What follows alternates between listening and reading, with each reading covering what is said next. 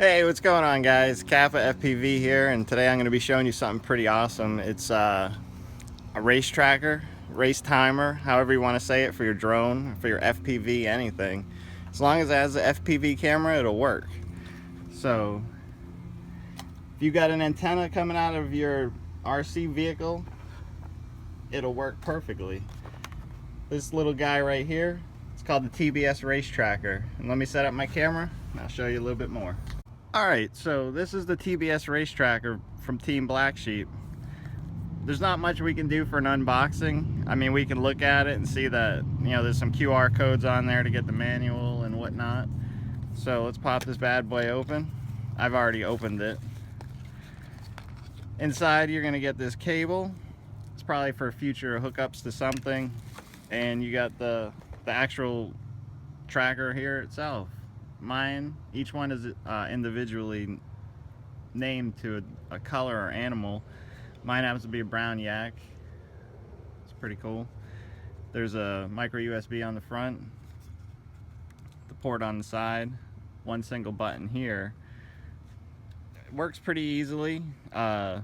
When this transmits a signal, this picks it up, counts the lap. As long as you're flying away through a set track, this only does so many foot radius, and you can adjust that, in the settings on the app. So what you're going to want to do is go to your app store and download the Drone Squad app. Sorry for the reflection, I'm out here in the sun.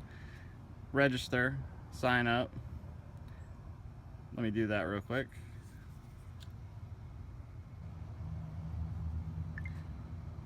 So after you do all that, after you get signed up, you open the app. It's going to ask if you want it to use your location. You have to do that.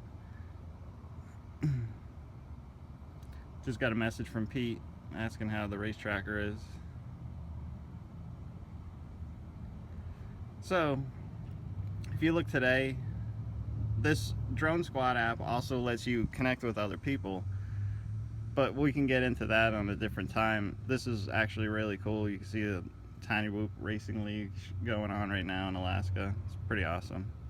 But what we're going to want to do, take your race tracker, hold the button for 3 seconds, and then it'll flash blue. Put that down off to the one side. Go to your race tracker menu. You gotta have Bluetooth on. Now you can see that it's finding our brown yak here. We want to connect to it. And I've used this before, just not with this phone. And basically what you're going to want to do after you do that is go into your settings. Now these frequency settings have to do with whatever frequency you're on your specific FPV item. On my Tiny Whoop, I'm using E1. And then if you scroll down here, you have your track sensitivity. Now, I believe for like the whoops and stuff, flying indoors, you'd want it low. Maybe for a bigger gate, medium, and then if it's going to be something high, I guess, in the air, I'm not really sure, because I want to say you calibrate it, so that part is still kind of confusing to me, but I just know that it works. And let me pull out a gate, and I'll set everything up, and then I'll show you how to calibrate it, and we can fly it and show you, what it does. Okay, once you have your gate set up, put your race tracker in the middle. It seems to work, the best in the middle. Now you're gonna have to go back onto your phone, go over here to calibrate, and basically what I do, I'll try to leave it up. It's going to be hard to read it or see it, but I got my Whoop on, and what I'm going to do is put it above the gate, or put it right to the top of the gate so that it'll read it. So I go over here, Whoop's powered up, displaying signal, hit the calibrate button. You can see that's turning green and calibrating right now.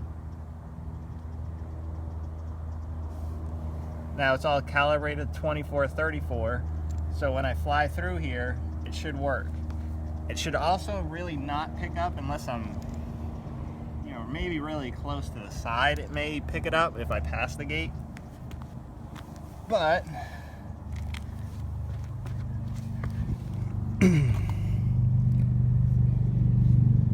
from here, what you'd want to do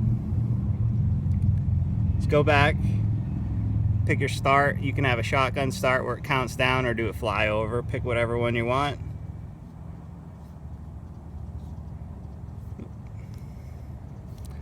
For some reason it's already on that. Now if you don't have a thing started, you go down to this plus, start new time trial, new flight, start flight, and we're ready to go. So now let me get all my gear and fly through it.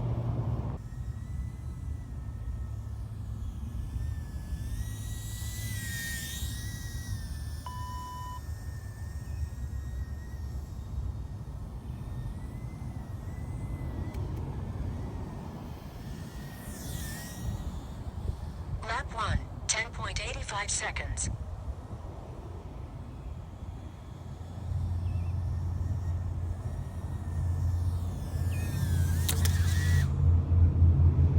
Lap 2, 12.29 seconds. Counted it. Best lap. Lap 1, 10.85 seconds. Best lap.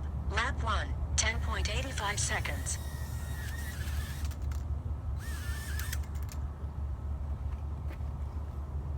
I think I might have wrecked the whoop. Let me see if it'll fly through it again.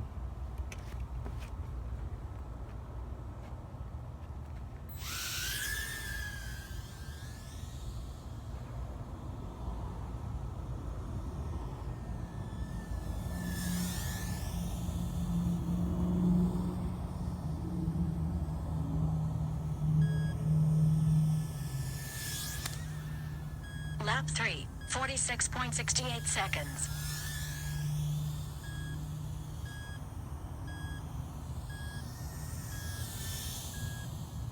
Lap 4, 11.2 seconds. Best lap. Lap 1, 10.85 seconds. Best lap. Lap 1, 10.85 seconds.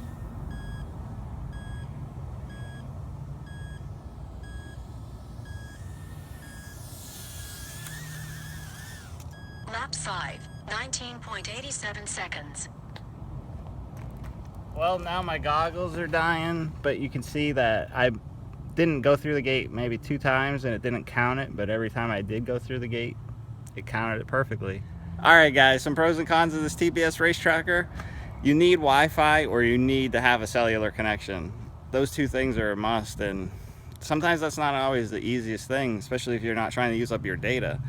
Now, what I would ask is maybe they could somehow make it so that you don't need to have a cellular connection, you don't need to display your location, stuff like that. But it seemed to work great. Seems like I had the best results just putting it in the gate like this. You may have to go back in and, you know, mess with your settings a little bit if it's not reading correctly. You can always do it right from the race.